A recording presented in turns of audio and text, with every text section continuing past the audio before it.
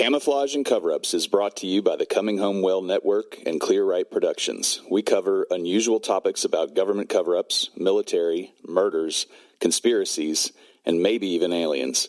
Welcome to Camouflage and Cover-Ups with Jenn Page.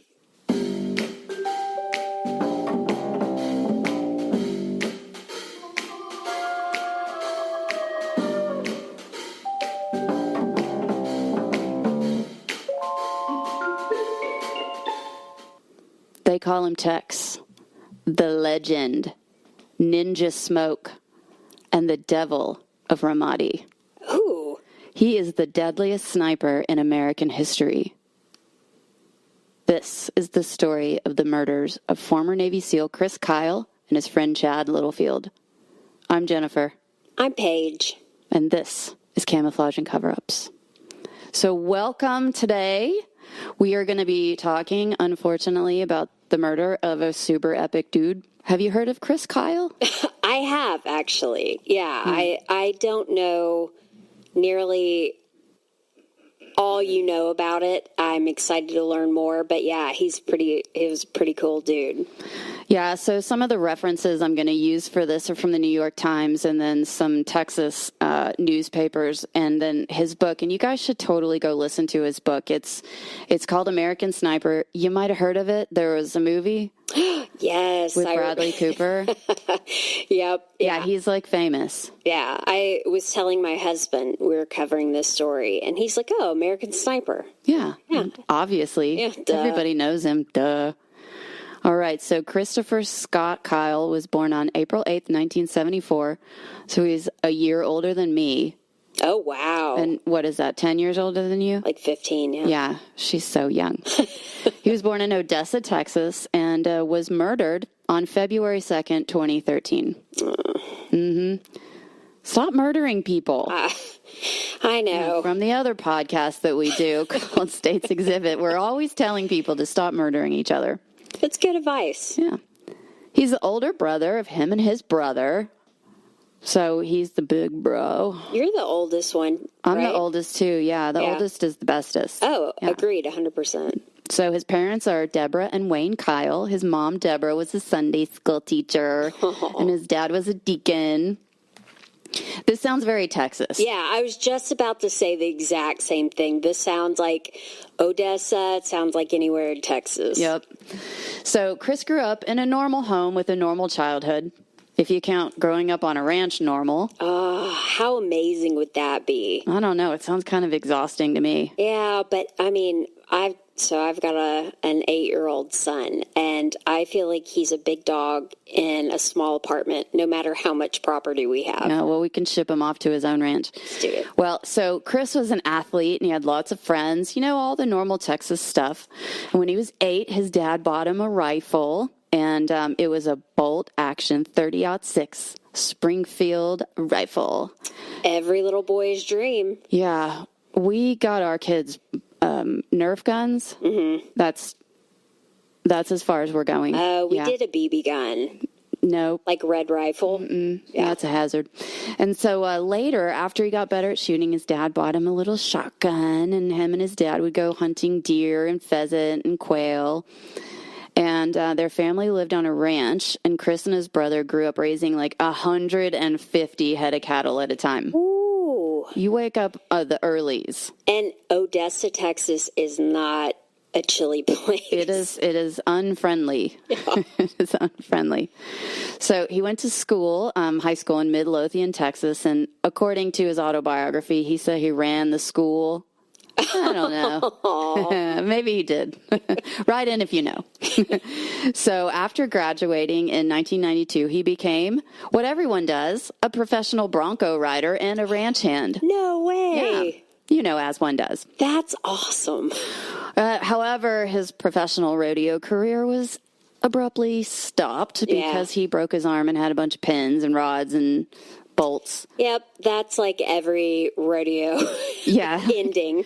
Because gravity. Yeah, they don't retire. They just break out. They just fall apart. well, there goes his arm. Yeah. So he decided, after his parents sort of encouraged him very hard, to go to Tarleton State University.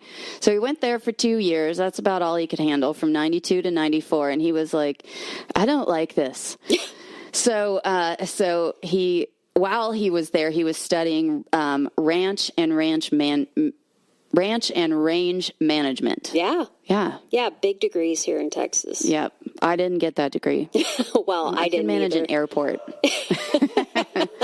So after a hot minute at college, he decided that he didn't like it and wanted to join the military instead. So according to his autobiography, he went into the Marine Corps recruiting station wanting to go into special operations like everyone on Earth. They just walk in and say, this is my end goal. I'm going to do it. Yep. Yeah. But the Marine recruiter wasn't there. So instead, the Navy guy pops his head out and he's like, hey, buddy. That guy's on lunch. I guess he's missing out. You want to come on down here? Yeah. Come on down here to the Navy instead. Sounds like it worked out. That actually happened to me. I wanted to be in the Marine Corps, but skip forward if you don't want to hear words. Anyway, I have a vagina, and back in 1993, you couldn't have a vagina and be in intel. So there's that. Yeah, all those women problems. Yeah, so the Navy called me, and he was like, "Hey, we got intel over here that you can do." So I did it. Well, in the form of being an operations specialist. So that's progressive. But typically, when a recruiter yells down to you, they're desperate. Oh. Yeah, they're like, yeah, come down. Yeah, of course you could be a Navy SEAL. Well, everybody's doing it. Yeah, we'll see. We've got a wait list. But... Yeah, you just go to boot camp, and then after that, it's magic. Yeah. You just turn into a SEAL. And Navy SEAL training, from my experience of watching movies, is doesn't look so easy. It looks like a tropical vacation. Yeah. So, however, because he was a Bronco rider, broke his arm, had a bunch of pins and stuff in his arm, they didn't take him initially. So, because you have to be 100% when you go into the military, unless you're like a doctor or something. Anyway, so he went back to work as a ranch hand, and you guys should read about this in his autobiography. It's so fascinating. So the place that he lived actually helped him quite a bit with his future in the Navy when he became a SEAL. He was living in a tiny shack in the middle of this ranch. It was cold. There was no air conditioning. There was no heating. He had a furnace. I mean, he's just like surviving for years. Is this his family's ranch? No, it's a buddy of his. Oh, okay. I was like, wow, that's... Yeah, you turned 18. Bye. Should have stayed at college. So he slept on a cot. It was freezing. He would lay close to the furnace to get a little bit of warmth. It's just, it's perfect training to be a Navy SEAL, to be honest. So about a year or so later, the Navy recruiter actually called him up and was like, "Hey, bro, are you still interested in being a SEAL?" And he was like, hell yeah. Yeah. I love the ranch life and everything, but I can do something better. So the pins were no longer an issue? Yeah, the recruiter assured him, because he asked, he's like, well, but I still have pins in my arm. Yeah. And they're like, that's fine. It's fine now. We're going to just not care about that. Just step over the females. Yep. So in August of 1998, he enlisted into the Navy, and then he went to basic training in February of 1999. So that's quite a bit of time. And so I'm assuming, because I did the same thing, that he went through this thing called the delayed entry program. He didn't talk about it in his book, but I'm just assuming that that's what happened. So you enlist, and then you wait until there's a class available for you to go to. Oh, well, a lot of high school kids will do that, too. That's when I did it. Okay. Yeah, and so I think that's called the DEP program, delayed entry. Oh, the acronyms. Here we go with the acronyms. So he graduated from basic training at Naval Station, Great Lakes, Illinois. Do you guys, I said Illinois. Mm-hmm, I heard it. My ear perked Noise. up. Mm-mm. It's just a noi. Yeah, I lived there for a little while. It's French. It's French for, that's where boot camp is. It's French for cornfields. So he graduated from boot camp at Great Lakes in 1999, and in the Navy we call it great mistakes. Oh, Yeah. well played. Yeah. I actually went to Orlando before they shut it down. There was San Diego, Orlando, and then Great Mistakes. And so you got your choice. Why would anyone go to Great Mistakes over Orlando or San Diego? Oh, yeah. I like how you think there's a choice. Oh, see, She's so cute, guys. I promise I'll get smarter as we go. Well, that's why she's here, to ask the questions that other people like your mom have too. So he attended additional training at the as an intelligence specialist. So back in the day, this has changed. Their process has changed. But if you're going to be a Navy SEAL, you first get a enlisted rating first. So he was going to go be an intelligence specialist. And now you just go in as undesignated and you become a SEAL, and that's your designator.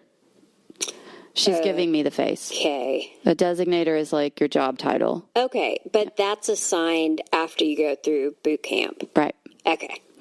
So he went to intelligence school at this place called Nimitzi in Dam Neck. Remember we talked about on the other podcast about Dam Neck, Virginia. For some reason she giggles. So this is the Navy and Marine Corps Intelligence Training Center. And he went there from April to July 1999. And then he got to wait around at this really fun place called MPC Millington, Tennessee. Navy and Marine Corps, you know who I'm talking about. Satan's army lives there. This is the Naval Personnel Command. It is awful. Really? The people that create the orders for you either can ruin your life or not ruin your life. Oh, how do you get on the good list? Well, I don't know. I never got on it. I was never on that one. Yeah, so he was there from August 99 to 2000 and March 2000. Which is quite a while to be hanging out. So what does a young man do when in Satan's land, where Satan's army works? Well, he decided to meet up with some other people who were going to be SEAL candidates, and they started working out. Oh. They started running, because he was an athlete, but he's been working on a ranch all this time. And he was a Bronco rider. I mean, that doesn't really translate to being maybe it does. I don't know. Yeah, I don't know what the training looks like, but I do know some of the best quarterbacks in football come from working and baling hay, and there's a lot of carryover. So I don't know with the SEALs, but I imagine he's probably a lot stronger than what he imagines. Yeah, he did get pretty strong, and then and he worked out, and he realized that in his autobiography, he was talking about that it was great that he was doing that training. It wasn't good enough, but it was better than nothing. Well, that's like that's you're just going to have your ass handed to you at SEAL training. So eventually he received an invitation to the 24-week basic underwater demolition, sea, air, land, or SEAL training, in case you've been living under a rock. First, they start with BUDS, basic underwater demolition. They get the short shorts. Oh. We wear short shorts. Wouldn't mind that. Yeah, then they go to Coronado, California, where one time I was walking, and I was walking on the beach, and the SEALs apparently were training there, and it was dark, and I walked inside their little area, and they escorted me off. Oh, Don't go there. Mm-hmm. You're going to need to leave now. You don't have the appropriate clothing or attitude. So Chris graduated from class 233 in March 2001, followed by what I can only imagine is the absolute best time on earth, SEAL qualification training, or SQT. Yeah, that sounds like a blast. Yeah, Coronado, May to August. Ooh. Sounds like it probably wasn't hot. Yeah. Yeah, well, good thing he's Coronado. From Odessa. Yeah, he's like seasoned. Yeah, he's not even sweating at this point. Yeah, he's like, what are you guys complaining about? So somewhere in here, he met and married his wife, Taya, who I think still lives in Texas, but I'm not 100% sure. She's a lovely woman. She had heard about SEALs. Yeah. Because she lived there. Yeah. And she was like, nah. I've seen enough of your kind. Yeah, I've met you before. And so she wasn't interested at that point in meeting him. And so she asked him what he did the first time they met at a bar. She didn't know he was a SEAL or in SEAL training, but he told her that he would like wax surfboards or, wash cars or whatever, or train dolphins. Oh, he didn't tell her that he was going through SEAL training? No, because that makes people run away. Yeah, well, but I'm not around it all the time. As a civilian, I would think that's hot. Me too. Yeah. I mean, I have SEAL friends, and they're not bad. Yeah, I don't think it would have been the worst line. However, her being a local, she's probably like, pfft. Yeah. Yeah, I've seen you before, Next pal. one. Yeah, call me when you graduate. Mm-hmm. So eventually they got married, and y'all should read the book because he describes meeting her. It's like the sweetest thing. The sweetest. It's adorable as far as SEALs go. Aw. So, all right, men, listen up. We're going to talk about guns and shit. All right, ready? So while in training, Kyle learned to use 4 different rifles in order to know which one to use while walking about in places like Iraq and Afghanistan. This is my summer rifle. So this is the one. So I'm imagining like a model on a catwalk, like displaying these. Okay, so a semi-automatic 7.62 NATO Mark II sniper rifle. This one can be used for patrol. Ooh. Golf clap. A 5.56 NATO Mark 12 designated marksman rifle modified with a lower receiver for an M4A1 to get the collapsible stock and allow full auto fire. This one, ladies and gentlemen, is for urban patrol. It reminds me of The Price is Right. Price is During the showcase showdown, they're like a new Mazda Miata. It's a Remington 700-300, later type classified as a Mark 13 Mod 1 300 Winchester Magnum sniper rifle with, ladies and gentlemen, Macmillan stock and customized barrel, which was later replaced with a 300 Winchester Magnum Accuracy International. It goes for $3 million. And it could be yours if the price is right. What are you going to bet, Marcia? $5. $5. I'm going to go with $5. They're saying $5. Yeah, I'm going to go with $5.60. Okay. Yeah, no, quit looking at your family, Barbara. Your family's wrong every time.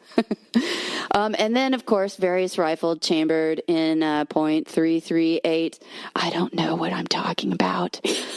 Lupow Magnum? Lupow. And it's probably pronounced wrong. I didn't carry this one in my airplane, so whatever. Magnum used for long-range shooting. Oh.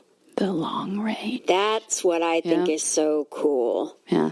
Yeah, so anyway, everyone wants to go to SEAL Team 6. That's the spec ops of the spec ops. The Harvard of the military. Yes, the cool guys. But he went to SEAL Team 3, which he was totally fine with.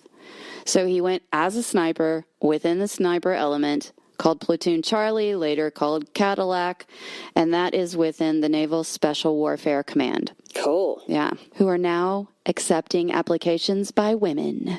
Oh, the SEALs? So they're not a SEAL. Okay. They drive the boats. They do the lookout. They do some supply stuff.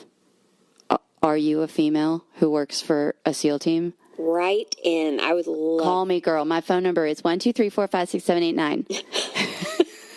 Bingo. So Chris served 4 tours of duty with SEAL Team 3, including major battles in the Iraq War, where I was too, also known as Operation Iraqi Freedom, or OIF. I think I've heard of that one. You've heard of that one? Yeah, that was within your time. Yeah. It's wild to me when I meet people who were like born at the beginning of that war. Oh, or who don't know it. Or they like the Twin Towers is like a historical event. Yeah. Mm-hmm. Like we read about World War II. Yeah. They're reading about the Twin Towers. Like it's wild to me. I'm like, oh God, I'm not really almost 50. Shut up. You're such a baby. God. So the very first time he took a shot at a human was in Iraq. Before that, it's just, Target practice. I'm terrible too.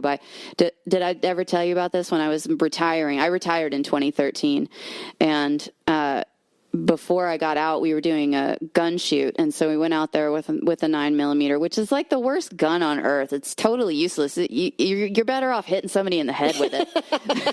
Get a frying pan. Yeah, get a frying pan. Put the gun down and get the frying pan.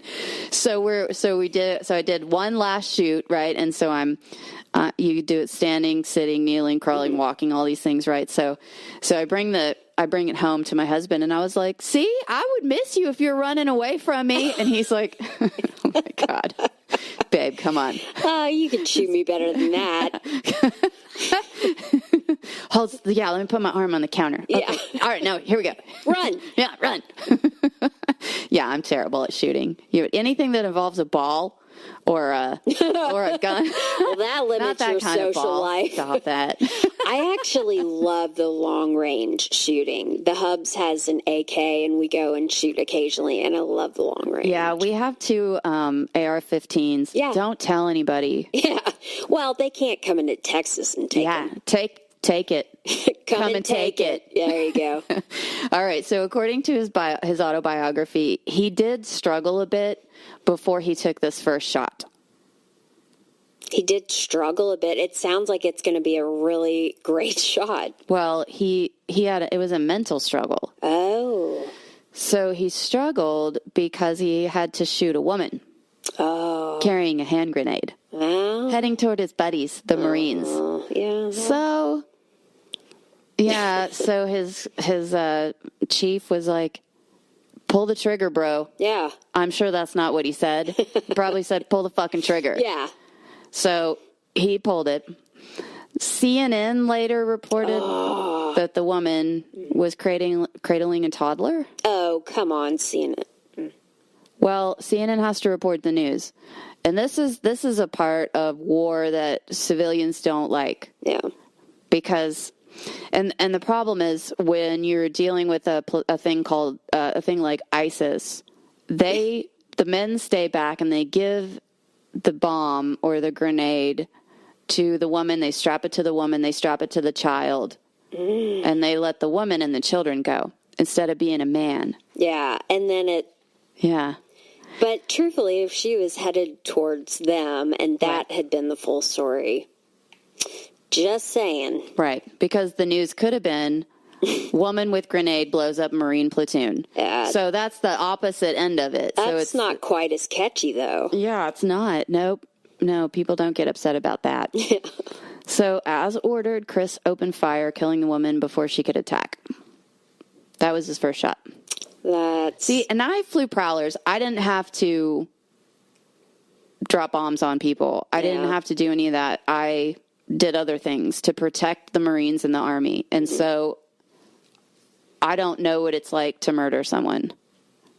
Yeah, but as somebody in the military, I don't know. I'm coming from everything this season is going to be me not knowing, but there's got to be that line where you're like, I was protecting my family, my brothers, my sisters. Well, we all go through, anytime you're going to go into combat, you're going to go through your survival school, SERE school. Yeah. Survival, evasion, resistance, and escape. You said it was like a luxury trip. Yeah, it's like, you're in a 4-star hotel. Uh-huh. Yeah, 3 meals a day. 8 meals a day. Yeah. Yeah, I was out in Warner Springs Weight Loss Center, which is in Warner Springs. We just call it Warner Springs Weight Loss Center. So, because you lose a lot of weight. I get it. You're out there in the middle of nowhere in California desert, and you're having to survive. Right. Yeah. And you go to prison camp, and so that's where you learn who you are and what challenges, how you're going to react to being uncomfortable, real uncomfortable, and you learn how to compartmentalize. And that compartmentalization is what allows military members to do their job. Oh, okay. And then come home and be totally normal. Yeah, I'm fine. Yeah. I need 5 pills. Thank you. Okay. So Chris proved to be an effective sniper in Iraq with a large number of confirmed and unconfirmed kills. This is going to be important later. Chris's shooter statements were filled out every time that he went on a sniper mission, and they were reported up the chain of command, and then they kept them in case they needed to be contested, or they felt like in case the leadership or someone else in the civilian world, like the House Committee on Foreign Affairs. Anyway, so if it fell outside the rules of engagement. So I had to do this as well. Everybody who flies into country with the mission number has to fill out a form, and it's just your report about what you saw, what happened, how many bombs you dropped, whatever. Yeah. So for OIF, when I flew, we had a mission number. And every mission number is specifically for your mission for a certain location, and it's directed by the president. The president isn't calling you on the phone, but it's that's how it works. So Joe Biden. Joe Biden. Hello, guys. I'm gonna need you to fly to Iraq. I don't know where it is, but I'm at Chuck E. Cheese. Watch me hit this ball. So we had a mission number, and our mission numbers for OIF for flying were called Noble Eagle numbers. And so every mission number started with NE and then some numbers after it. And so that is how we also got our reports and medals and all that stuff. So he had to also do this. He had to fill out how many bullets he used, who he shot, what the situation was, whatever. Oh, wow. Yeah. I didn't realize the paperwork was so intense. Yeah, it's the boring shit of the military, man. The admin. Can you fill out this paper, please? No. I'm going to file it over here. Yeah. So, fighter guys would write down how many weapons they dropped or whatever. Like the one time that the fighter squadron in my air wing dropped this thing called Blue Death on a cow. Blue Death is a training round, and they didn't mean to drop it on a cow. They were doing a training. And so Iraq was like, you dropped Blue Death on my cow. Did they make steaks out of it? I don't know. I didn't ask. This is filet mignon coated in a garlic Blue Death. Yummy. Yeah, so anyway, that's the boring admin side of fighting the war. Filet mignon. Okay, so now we're going to talk about rules of engagement. Okay. All right, so I'm just going to read this shit, and if you don't care about this and you want to not take a nap right now, then just move on. Fast forward 30 seconds or a minute. All right. Rules of engagement are military directives meant to describe the circumstances under which ground, naval, and air forces will enter into and continue combat with opposing forces. Formally, rules of engagement to the orders issued by a competent military authority, and that is typically JAG. They don't fly jets, by the way. That shit's all made up. Jag across the street. Yeah, that guy probably wrote ROE. And Governor DeSantis was a JAG for the SEAL teams. Oh, that's cool. So that he was one of the dudes writing this stuff. So it delineates when, where, how, and against who military force can be used. And they have implications for what the actions may take by the member themselves. So we're allowing you to shoot people if you're shot upon. Things like that. Okay. Don't fire on them until you see the whites of their eyes. Yeah, the whites of their eyes. Yeah. And these directives are issued by your commanding officer. Rules of engagement are part of the general recognition that procedures and standards are essential for conduct and effectiveness of civilized warfare. See, there are a lot of confusing words. So what we're saying is we're going to allow you to go into country. It's been approved by Senate. It's been authorized by the president. We're going to go into another country. We're going to drop some bombs and kill some people. But we're going to do it professionally. And record keeping. Yes. And if you don't do it professionally, you will be going to jail. Like the Fallujah guys who took pictures with the prisoners and the dead bodies. Yeah. Don't do that. That's against the rules of engagement. Rule number 1. Yes. And we're briefed on the rules of engagement every single time. And you're rebriefed sometimes when you have something unusual that's going to happen. Like one time we were flying our regular mission, but we had to go do this other mission with some Air Force fighter jets. And it's a maneuver that we fly to try to get people out of their house because it looks like we're going to bomb their house. And so they go a-running. And so we had certain rules, an amount of times we could do the flyby, amount of times, how low, how high, with the speed, the whatever. Just make it look like you want to get them out of their house and they'll run away. Could you do one by my neighborhood? I can, yes, with my airplane. That'd be awesome. Yes, my airplane is in the hangar right now, actually. So anyway, so rules of engagement are always briefed, and so that's why he has to fill out all those forms to make sure that he's following all the rules of engagement, because that shit's important. Yeah, I imagine. It's important when you fight into peoples. So military members are given the right to kill people, but it has to be professional. Clear as mud. Like, we're not giving you full reign to go be a fucking jackass. Serial killer. Yeah. That's not there needs to be a reason why you are pulling the trigger. Okay. That seems fair. Yeah. Again, Chris's shooter's statements filled out by every sniper after every mission were reported to higher command, who kept them in case they were contested outside the rules of engagement, because CYA all day. What's CYA? Cover your ass, girl. That's amazing. So there's some conflictions in the number of kills he actually has, but when you're in war and you're just pulling the trigger. Yeah, that's what I was thinking, is like, how do you know exactly? Whose bullet was it anyway? That's the next show. It's not whose line is it anyway. It's whose bullet. So the publisher of his autobiography, HarperCollins, states, quote, "The Pentagon has officially confirmed more than 150 of Kyle's kills. The previous American record was 109, but it has been declined. But it, being the Pentagon, has declined to verify the total number. As for this book that was written for his autobiography, they're like, we're not going to tell you exactly how much, but if you want to take a guess." Yeah. So in his autobiography, Kyle wrote, quote, "The Navy credits me with more kills. Now I want you to imagine a Southern boy talking about this with some spit in his, he's got some chewing tobacco. And he's got that Matthew McConaughey whistle. Yeah, he's got the whistle. So the Navy credits me with more kills as a sniper than any other American service member, past or present. I guess that's true. They go back and forth on what the number is. 1 week is 160, the, quote, unofficial number as of this writing, for what it's worth. Then it's way higher. Then it's somewhere in between. So if you want the number, ask the Navy. You might actually get the truth if you catch them on the right day." Unquote. Oh, that was part of his quote? Yeah. That's awesome. It's true.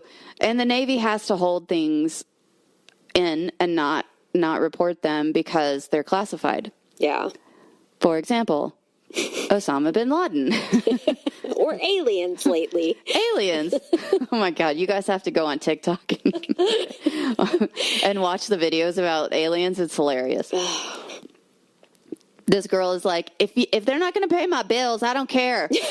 I always tell my husband, we watch these shows where these aliens come to Earth and they want to steal our resources or take our people.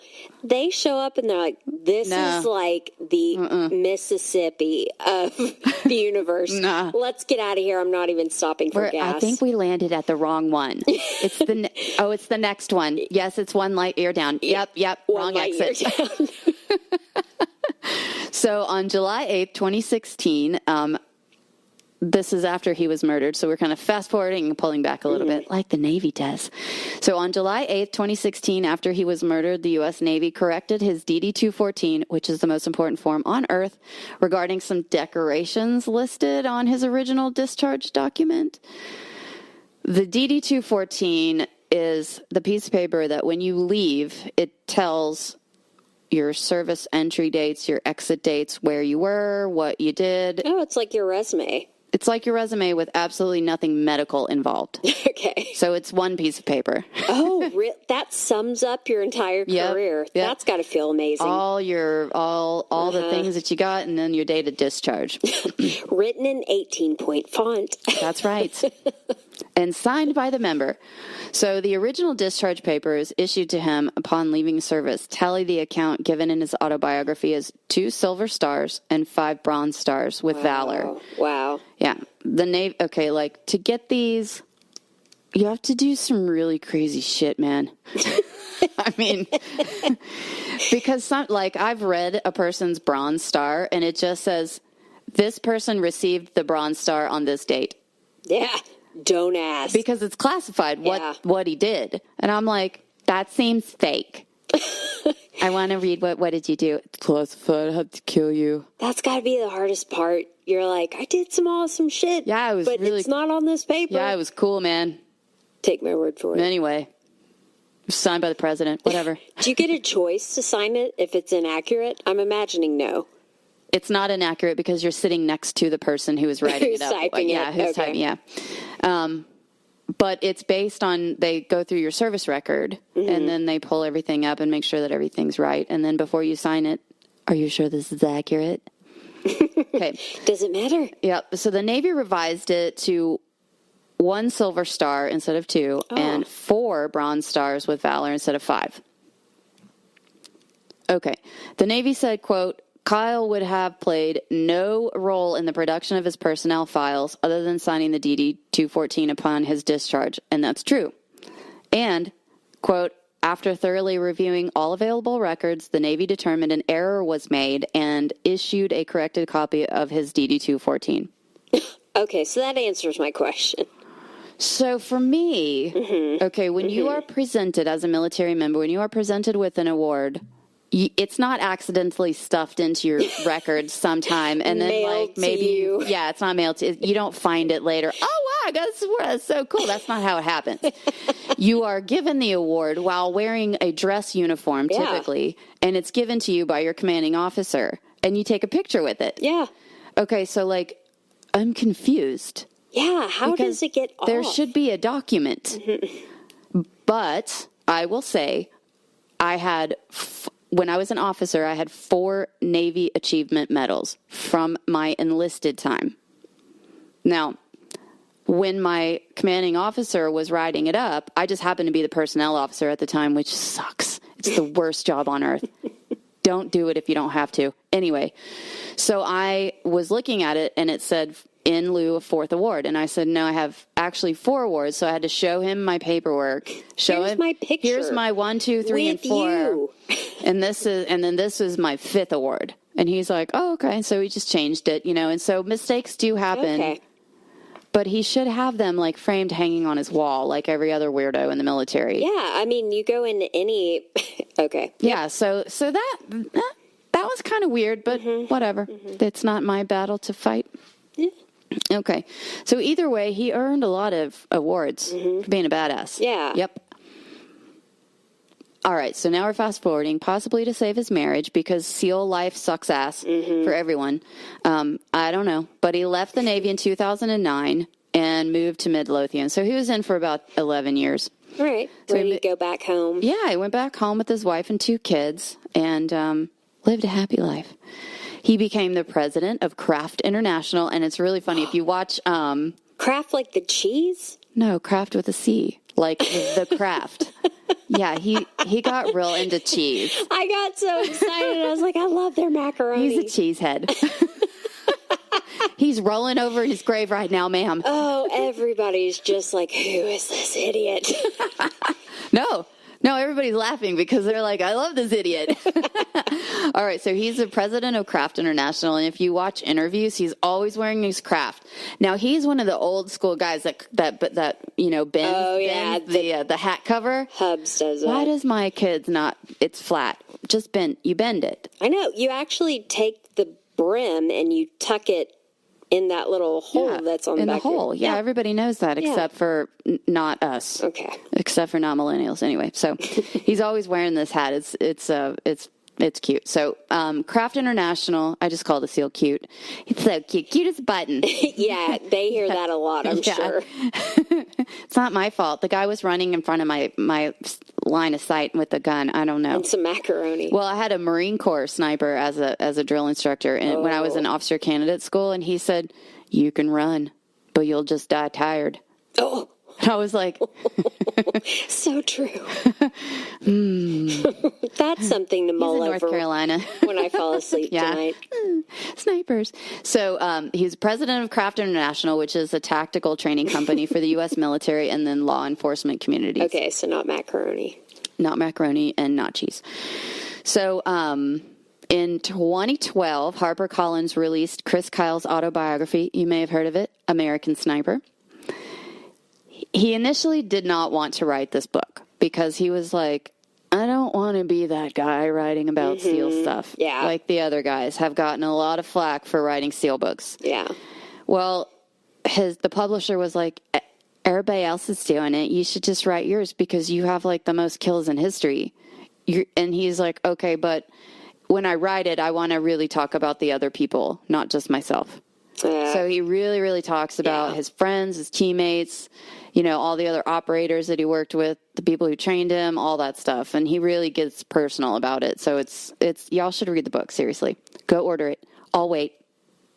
In his book, American Sniper, America, Chris wrote bluntly of his experiences of the battle for control over Ramadi. He says, quote, force moved that battle. We killed the bad guys, we brought the leaders to the peace table, and that is how the world works, unquote. All right. Mic drop.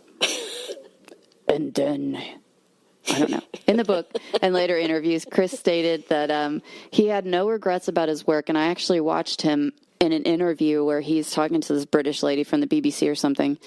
And she's like, what do you say to the people who are critical about you killing people, killing women? And his answer was, I had to do it to protect my Marines. Yeah. He also said, I don't really care what other people think about me. Ah, it's a good Texas boy right there. Your opinion is your issue, right? Yeah. Yeah. I love that. Yep. The British reporter's like, that wasn't the answer. I thought you would be regretting all of it. He's like, I'm a SEAL. What are you talking about? Yeah. And I do understand that sentiment, as we were talking about before, like having to compartmentalize and do all that. And recently, I got called a terrorist. I did. I got called a terrorist by a Lebanese man living in America for 40 years. What? Okay. And he can have those feelings. That's totally fine. But I'm not personally a terrorist, right? So people want to label SEALs as murderers, right? Yeah. But they're just doing their job. Wow. Thanks for serving our country. Yeah. I see more people, like every time I go to the airport, if I see anybody who's served in the military, I do it. I see other people doing it. Wow. I just didn't know that happened. Yeah. I mean, I knew it happened, but I didn't know it happened to you. Yeah. That's a good time. Good time. Yeah. So you're just following orders, right? Yeah. It's a volunteer service now. No one's being drafted right now. And so I stopped talking to that man not because I was personally offended, but I was offended for the people who spit on my dad coming back from Vietnam and called him a baby killer. Because we're just following orders, man. Yeah, I was just about to compare it to Vietnam because you hear a lot about that happening then. Worst trained people. Awful. Yeah. Yeah, we serve at the pleasure of the president. That is in our oath. When we raise our hand and say the oath, we are serving the president of the United States. Yeah. You're welcome. Would I rather be doing something else on a Tuesday? Yeah, probably. Yeah, I don't personally agree with the Iraq war. But does that matter? It does not matter. They didn't do a survey monkey and ask. No survey monkeys. No. So weird. Yeah, and it doesn't matter if I personally agree. And the people that don't agree, they're called conscientious observers, and they need to leave the military. If you are a conscientious observer, you need to go.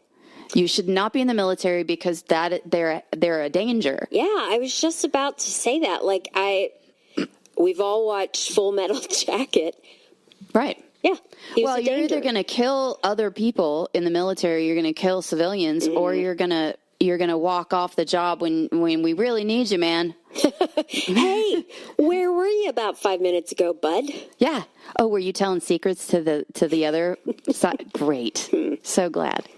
They really are just a hazard. So Chris's book, American Sniper, had a 36-week run on the New York Times best-selling list and brought Kyle national attention, and he, kind of didn't like it. I was just about to say, I bet you he hated it. Okay, I'm going to stand up here, but he likes to talk about serving and being an American and, America. So following its release, media articles challenged some of Chris's anecdotes, but the core of his narrative was widely accepted. So maybe the fish wasn't this big. Maybe it was this big, but it was still a fish. Yeah. So, quote, so Michael J. Mooney, author of his biography, says, quote, tales of his heroism on the battlefield were already lore in every branch of the armed forces, unquote. Yeah. Yeah, but to be that cool across all the branches seems pretty tough. Yeah, you're that guy. Yeah, so Kyle also worked for this company called Fitco Cares Foundation, a nonprofit organization that creates a heroes project to provide free in-home fitness equipment. I'm going to need mine. Thank you very much. Individualized programs, personal training, and life coaching to in-need veterans with disabilities, Gold Star families, and those with PTSD. Do you know what a Gold Star family is? That's somebody, their person died in the line of duty. Oh, wow. No, I did not. Yeah. And Gary Sinise flies Gold Star families across the country to go to Disneyland. And my husband, when he was working for American Airlines, flew them. Oh, that's he's a veteran. Cool. Mm-hmm. So one of the stories he actually told was about this, about Jesse Ventura. Oh, really? So Jesse Ventura used to be a frogman, which is, frogmen were right before the SEALs, and they kind of merged together. Okay. Yeah, and so he was a frogman from Vietnam, and they ended up being SEALs later. I didn't realize. Wait, not Jesse Ventura was. That Jesse Ventura. I didn't realize he was. Yeah, so he's in a bar one day. This sounds like every other Navy story in a bar. So, he's in a bar, mouthing off, and Chris punched him in the face. All right. That's anyway, a good story. I know, right? I want to tell that story. And Jesse Ventura was like, he never punched me. Yeah, right, bro. Sure he didn't. Okay. Yeah, whatever. You're 85 years old. Fuck up. Governor. Yeah. Don't come at me, Jesse. I can run faster than you. So on August 13th, 2012, Chris appeared on this reality TV show called Stars Earn Stripes. And where they pair up celebrities with special ops and military and stuff. That sounds like a nightmare for the military. Yeah, he was paired with Dean Cain. I'm not sure how it went. I didn't watch it. Superman's not so super. Yeah. Was Dean Cain Superman? Yeah, not like that Superman. He played in the series. Lame. Mm-hmm. All right. So there were some stories that Chris said he did that couldn't be verified. There was no, anyway, people just be talking about that fish. So whatever. I'm not going to go into all that stuff. If you want to research it, go ahead. So while Chris claims to have killed roughly 320 enemies as part of his service in Iraq, the Navy says he killed 160. Eesh. That's... Well...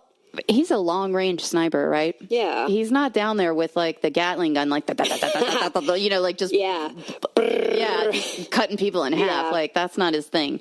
So the Navy's number would be of, quote, confirmed kills, which are the ones that are verifiable by someone else standing next to you. I also saw the bullet go into the man's forehead. Yeah. Okay, confirmed. Sign here, please. Yeah. And sometimes in war, who the hell knows? My dad has all these awards, but that's probably half of the awards he should have got because he was in Vietnam flying a helicopter, right? He was a door gunner. I mean, you're just pulling the trigger. You're just pulling the trigger. And 1, 2, 3, 4, 5. Yeah, he told me they had asbestos gloves. That was what helped them to pull the can. So. When the can was empty. The stuff you're not supposed to touch in your attic? Yeah. Okay. It's a miracle he's alive. Yeah. Anyway. So whose bullet is it anyway? Anyway. So they're still finding bones from World War II. It's very difficult to do accounting in war. Yeah. And there's not I imagine. personnel like, all right, sir, so according to my calculations, and pushing his glasses up like. He's got his clipboard following you around. I counted 54 and a half. I mean, it whizzed by his ear. I'm not going to count that. So fucking stupid. Like, it's just stupid. Anyway, so to recap. He grew up, became a SEAL, and got out. And so that's where we were. Now he's helping people. He's helping veterans with PTSD. On February 2nd, 2013, Chris and his friend Chad Littlefield, who is 35, were shot and killed by this great guy named Eddie Ray Routh at the Rough Creek Ranch Lodge Resort shooting range in Erath County, Texas. Both Chris and Chad Littlefield were armed with .45 caliber 1911 style pistols when they were killed, but neither of their guns had been unholstered, and they both had their safeties on. Mm. So they didn't shoot themselves. Mm-hmm. That's called evidence. Yeah. Chris was killed with a .45 caliber pistol, while Chad was shot with a 9mm Sig Sauer pistol. Both guns belonged to Chris. No, really? Mm-hmm. Routh was a 25-year-old U.S. Marine veteran from Lancaster, Texas. Mm. Chris and Chad had both taken Routh to the gun range in an effort to help him with his PTSD. Yeah, what a way to think. Routh has been in and out of mental hospitals for at least 2 years at this point, and he was diagnosed with schizophrenia. His family also said that he had PTSD from his time in the military, although that has been a little bit discounted, and I'll talk about that here in a second.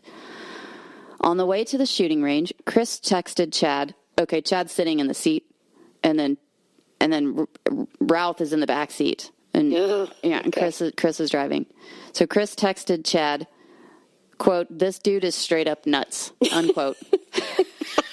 It's such a dude thing. Yeah, and the guys in the back, Ralph's like, "I saw that. I saw what you wrote. I know what you wrote." So Chad responded, quote, "Check my 6," which is like, watch my back. Okay, I'm not Chris. Mm-hmm. I wasn't a SEAL. I'm not Chad. I wasn't there that day, and I'm not victim shaming. So don't come at me, bro. Whatever. What I'm trying to figure out is what Chris was thinking taking a PTSD-laden schizophrenic to a gun range. I don't understand that. So here's my question. One, did he know that he was schizophrenic, and was he schizophrenic before he entered the military? I don't know. Okay. I don't know. So that's my question. I would assume, knowing military people, that and having friends that are SEALs, that they probably didn't know. They probably thought he was just a weird dude. Yeah. And they were trying to help him out. Yeah. And that he's weird from PTSD. Yeah. And I get that because I'm weird from PTSD too. You were weird before, though, in fairness. I'm so weird. I know. I was diagnosed with that at an early age. Weirdness. It's contagious. So that's the thing that really bothers me from this whole story, because I feel like this is totally preventable. Yeah, but truthfully, just what you said makes it seem a lot more understandable. The fact that we all have a weird friend. Yeah, I'm it for you. Yeah. And you are it for me. Yes, exactly. We are it for us. Check my 6. Yeah. So 4 months later, while in his jail cell, Ralph shared with the former Erath County Sheriff's Deputy Gene Cole, quote, "I was just riding in the back seat of the truck and nobody would talk to me. They were just taking me to the range, so I shot them. Wow. I feel bad about it, but they wouldn't talk to me. I'm sure they've forgiven me," unquote. Oh, no, really? Bro, I don't think they're forgiving you. Wow. You shot 2 dudes that were trying to help you in the back. You're an asshole. Yeah, I know 6th grade girls that are nicer than that. Right? Freshmen. So after he killed Chris and Chad, Ralph went to his sister's house in Midlothian and told her what he had done. Oh. His sister, Laura Blevins, was like, "What?" Yeah. And she called 911 and told the emergency operator, quote, "They went out to the shooting range like he's all crazy. He's psychotic," unquote. Local police caught Ralph after a short freeway chase, which ended when Ralph who fled the scene in Chris's F-350 truck, crashed into a police cruiser in Lancaster. Wow. This guy is 10 for 10. Yeah, he's great. I like him a lot. You're my bestie. So Routh was arraigned later that same day on 2 counts of capital murder and was taken to the Erath County Jail for holding under $3 million bond. Probably not going to pay that. So this was prosecuted by Erath County because it didn't occur as they were like enlisted, or it didn't happen on military grounds. Oh no, they're all out of the military. And Chad Littlefield is a civilian. Okay. He's always been. He's just buddies with Chris. Yes. So his trial was set for May 5th, 2014, but was delayed to allow more time to comply with DNA testing requirements. As I roll my eyes. Really? I'm surprised. I bet there was like a videotape at the gun range and shit. Yeah, and I imagine DNA, bro. I'm surprised he made it to trial. Truthfully, I want to know. I want to talk to the gun range people. Yes. So, were you there that day? Like, what happened? Well, we've got a video that they wouldn't take from us. Yeah. So the trial began on February 11th, 2015. On February 24th, 2015, Routh was found guilty of killing Chris Kyle and Chad Littlefield. All right. So this is going to be kind of lengthy, but it's really important because it goes to talk about Routh. So a quote from the New York Times article, quote, Stephenville, Texas, which is where it was held. Eddie Ray Routh, the mentally disturbed veteran who killed Chris Kyle, the former Navy SEAL marksman who inspired the movie, quote, American Sniper, was sentenced Tuesday to life in prison after a jury found him guilty of murder, rejecting his claims that he was legally insane at the time. Because you took a car and ran away and then told your sister. And knew what you was doing. Yeah, and then told her it's because they weren't talking to you. Yeah. So, continuing on with a quote, Mr. Routh and his lawyers had argued that he was not guilty by reason of insanity and that he belonged not in prison but to a state mental hospital, for which I say, I'm rolling my eyes at you. His 2-week trial for the killings of Mr. Kyle and Mr. Kyle's friend, Chad Littlefield, in 2013 centered on Mr. Routh's state of mind. Jurors had to decide whether Mr. Routh's erratic behavior, his delusions about hybrid pig people, and his heavy drug use were proof of insanity or evidence that he was a troubled but criminally responsible. Now that's hard. That's a tough one. Yeah. You lost me at pig people. Yeah, I know. With the death penalty off the table, the verdict that Mr. Routh was guilty of capital murder left him facing only one possible sentence, and the judge issued it minutes after the verdict was announced. Yeah. Life in prison without parole. The judge announced the decision in a courtroom just 3 miles from a movie theater that had been playing American Sniper during the entire trial. Oh. To which I say, well played, sir. Kudos. Yeah, that began on February 11th. Since prosecutors decided beforehand not to seek the death penalty, he got, so the judge was Jason Cashin, sentenced to life without parole. And this is a soundbite that goes even deeper into what the jury heard. We are the jury found the defendant, Eddie Ray Routh, guilty for the felony offense capital murder as charged in the indictment.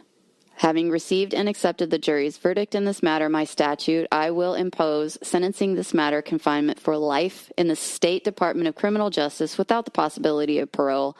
That's the verdict of this court, and I will enter judgment accordingly. You may be seated at this time. Judy Littlefield, Chad's mom, said, quote, we just want to say that we've waited 2 years for God to get justice for us on behalf of our son. And as always, God has proved to be faithful. And we're so thrilled that we have the verdict that we have tonight, unquote. Mr. Ralph, 27, shot Mr. Kyle and Mr. Littlefield in the back on February 2nd, 2013, at a gun range near a small town 100 miles southeast of Dallas, after Mr. Ralph's mother had asked Mr. Kyle to befriend her son. Boy, I bet she regrets that. Mm-hmm. After serving in the Marines, Mr. Routh received a diagnosis of PTSD and psychosis, and relatives testified that he had been suicidal and paranoid in the months before the shooting. He used 2 of Mr. Kyle's handguns to shoot Mr. Kyle and Mr. Littlefield 13 times, Jeez. slaying a sniper who protected Marines Routh is a Marine in Iraq with such deadly accuracy that insurgents nicknamed him the Devil of Ramadi. In several videotaped and recorded interviews and interjections with the police that were played for the jurors, Mr. Routh gave at times puzzling explanations about why he shot Mr. Kyle, 38, and Mr. Littlefield, 35. Yeah. He spoke of fearing for his life. In the back of the car? Yeah, and believing that they were going to kill him or take his soul. Okay. I don't think you have a soul, my friend. Do pigs? Maybe. He said that Mr. Littlefield was not shooting at the range and that got him all riled up. Well, what do you do with that? My face looks like, what the fuck? Uh-huh. He said he was offended that Mr. Kyle had not shaken his hand when they met. He was also bothered by the smell of cologne in Mr. Kyle's truck. Oh, well, that's understandable. And he was annoyed that the two men didn't talk to him on the drive to the range. Carry on. Again, what the fuck? Yeah. Quote, "It smelled like sweet cologne," unquote, Mr. Routh told a reporter from the New York Times in 2013 in a cell phone call from the jail. "I was smelling love and hate. They were giving me some love and hate." So you gave them lead? Is Sounds that like the they were just appropriate giving gift? Sounds like they were just giving you a drive to the fucking range, dude. Yeah, a ride, buddy. Hey, buddy. They were giving you support, actually. In finding Mr. Routh guilty and not legally insane, jurors appeared to have sided with the prosecutors who portrayed Mr. Routh not as a sympathetic, troubled veteran, but as a callous killer who stopped at Taco Bell shortly after fleeing the scene in Chris Kyle's truck. Not even Chick-fil-A, he went to Taco Bell. Right. And knew his actions were wrong, a crucial part of the legal test of insanity. You're not insane. Not if you're getting a Crunchwrap Supreme after you just murdered two people. Now you're going to shit yourself while you're waiting in jail. And was he in Chris's truck? Yes. Going through the drive-thru? Yes. That. Okay. Yeah, all that. All right. Mental health experts who examined Mr. Routh told the jurors that he had not been directly involved in combat in Iraq. How do you get PTSD? I don't know. I got questions. And that he had lied about putting the bodies of babies in a mass grave in Haiti as part of an earthquake deployment. So, he lied. Yeah. To get money. Oh, so he just made up this story? He's just making shit up, bro. Oh. Yeah. Two experts who evaluated him for the prosecution testified that Mr. Routh was not insane and questioned whether he had exaggerated the trauma he experienced while in the Marines. Yeah. Yeah, because he was in the tent the whole time to get disability benefits. Yeah. And had tried to sound schizophrenic to get out of prison. Oh, I hear that's frowned upon. Yeah. Lying under oath is bad. Mr. Routh had made some bizarre statements that he believed people around him were half pig and half human. I think you're the half pig. What happens at the dinner table where you're sitting around talking to sis and mom? You're like, hey I have this theory. Can I see your tail? I mean, did they not see that there was something large? No, they knew. They knew. They testified earlier that they knew. So he said that he thought people were half pig, half human, and that his coworkers at a cabinet shop were cannibals who were going to cook and eat him. That's a whole different story we could Jeffrey tell. Dahmer's dead, bro. Come on. Pick another story. Yeah, something different. But one of the prosecutor's experts who examined Mr. Routh, Mr. Randall Price, a Dallas forensic pathologist, testified that Mr. Routh's statements about pig people may have come from not psychosis, but a TV show and an episode of Seinfeld.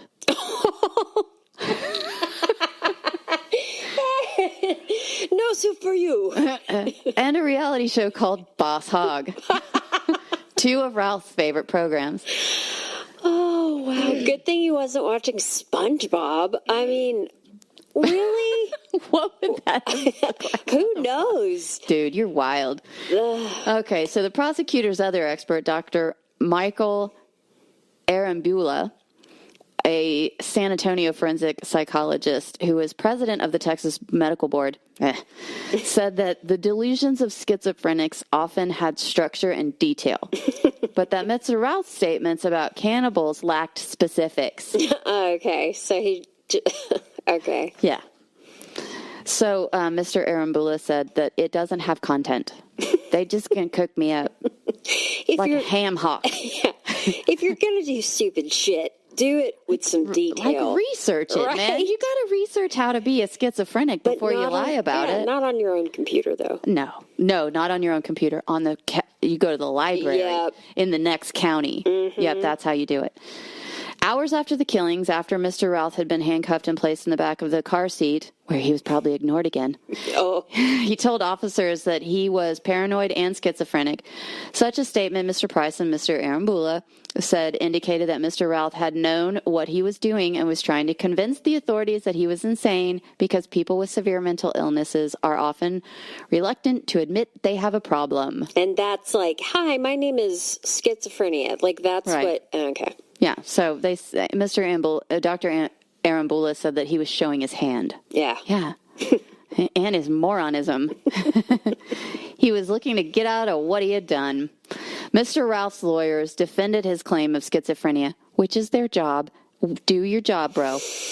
They called to the stand Dr. Mitchell Dunn, a forensic psychiatrist who spent more than 6 hours with Mr. Routh last year and who testified that the defendant had been in a state of psychosis at the time of the attack and had shot the two men because he believed they were pig assassins sent to kill him. I love bacon like the next person, but that's the dumbest. Not this person. I don't love bacon. No. They're not listening to the podcast anymore now. So Dr. Dunn and Mr. Routh's lawyers used Mr. Kyle's own words to strengthen their point. As Mr. Routh sat in the back seat and Kyle texted Mr. Littlefield, "This dude is straight up nuts." Mr. Littlefield responded with, "Watch my 6." Mr. Dunn described the text as, quote, "compelling evidence," unquote. Yeah, I'd say so. I can't believe that was his last text. This dude is straight up nuts, and then he murders him. Like, what the... Well, I mean, that's not evidence. I don't... Right. So doctors at the Dallas VA hospital, where you can die for a second time, who treated Mr. Routh before shooting, had said Mr. Routh had PTSD, but 3 experts who evaluated him for the defense and the prosecution testified that they didn't think he had PTSD, and that Mr. Routh's PTSD was, quote, kind of a myth that's come up in this case, unquote. That's interesting. You can't blame PTSD on everything. Yeah. People are just idiots. Mr. Routh, who worked as a prison guard and a weapons maintenance specialist known as an armorer while in the Marines, told the experts who examined him that he had spent time in Iraq at Joint Base Balad, where he described it as plush because it had a movie theater and other amenities. Did this guy, I mean, I know you said he never served in, like, actual... I mean, he was in Iraq. Yeah, but, like, touring? I mean, I don't think he went with a gun somewhere to shoot a person. That's what I wanted to know. I don't think he actually saw a dead body. Okay. So for the humanitarian mission in Haiti, he was aboard a ship most of the time, and none of the 3 experts said they believe Mr. Routh's claims that he had been seen, that he had seen or come in contact with the bodies of dead babies there. Okay. Yeah. Quote, he said there was one time when he and a Marine thought they might see a dead body floating in the water. Oh, okay, so maybe he's almost, that's what he's talking about? Yeah. All right. Maybe. Who knows? Whatever. Routh is kicking it at the Texas Department of Criminal Justice Ramsey Unit in Rasharen, Texas, if you want to go visit him. Racine, Texas? Rasharen. Rasharen? Is that near Huntsville? You don't know where that is? No, I don't. I've lived here all of my life. R-O Sharon. Rosharon. Rosharon? Just because it's spelled that way doesn't mean that's how I pronounce it. Yep, it's probably pronounced Worcestershire. Worcestershire. Worcestershire. Yeah, so anyway, he's in jail, whatever. So a memorial service was held for Chris at Cowboys Stadium in Arlington, Texas on February 11th, and he was buried on February 12th, 2013 at the Texas State Cemetery in Austin. After the funeral, 200 miles of cars and trucks, and that's wild. So they were moved from Midlothian to Austin. They had people lined up on the overpasses. Yeah, hundreds of people, many waving American flags, lined Interstate 35 to view the passing procession and to pay their final respects to Kyle. In August 2013, Texas Governor Rick Perry signed Senate Bill 162, also known as the Chris Kyle Bill, to recognize military training in the issuance of occupational licenses, which is great because we have some experience when we leave the military. That could be helpful. Yeah. The bill has been co-sponsored by Republican Representative Dan Flint of Van and Democratic Senator Letitia Vanderpoot. That's a fun last name. Isn't it? It's like Ducey. You know people called him Dookie. But anyway, yeah, of San Antonio. So the ceremony was attended by Kyle's widow, Taya. Okay, so Taya and Chris and their kids survived him being a SEAL, deployed 4 times to Iraq. Killed here in America. By a former Marine that he was trying to help. Yeah. Let that sink in. Sculptor Greg Mara created a memorial statue to Kyle for presentation to his widow. Fundraising for production of the statue was provided by members of the Tea Party movement. I don't know what that is. Sounds cool. I thought the Tea Party was over. I thought that was like the 1800s. Yeah. Something with Britain. Not here. Yeah. Wasn't it? I don't know. Boston. Who knows? In 2013, a Texas teacher named Dana Morris attempted to get a section of Highway 75 through Dallas named after Chris Kyle, but was unsuccessful. But in 2015, Morris made another attempt to get the road named after Chris Kyle and Chad Littlefield this was really boring. Anyway, she got part of it named. They did drop the Chad Littlefield off because his widow didn't want to have it on there. And so, she ended up getting remarried, but so they named it, Chris Kyle. That would be hard. Like every time you're stuck on 75, you're like, yeah, frickin' Littlefield. This is great. I love this. So the bill was changed to only reflect Chris Kyle's name. Okay. Yep. And then some other House bills were created, and the Chris Kyle Memorial Highway Bill was signed into law by Greg Abbott on June 3rd, 2015 in Dallas. And then Abbott said to Morris, who is the teacher, quote, "This was a great project for students and will leave a fundamental legacy in their learning about government," unquote. Okay. But then we have to watch you on TV, so there's that. Whatever. I don't really think that was it. Yeah. And so signs for the 11-mile stretch of Highway 287 through Midlothian, Texas were unveiled. Okay, so it's in his hometown. Yeah. And then Clint Eastwood's film American Sniper is based on his autobiography. He's portrayed by Bradley Cooper, and then his wife is portrayed by Sienna Miller. And then for his portrayal of Chris Kyle, Cooper received an Academy Award nomination for Best Actor, but some other stupid film won it. The Pianist. It wasn't The Pianist. It was something worse. No.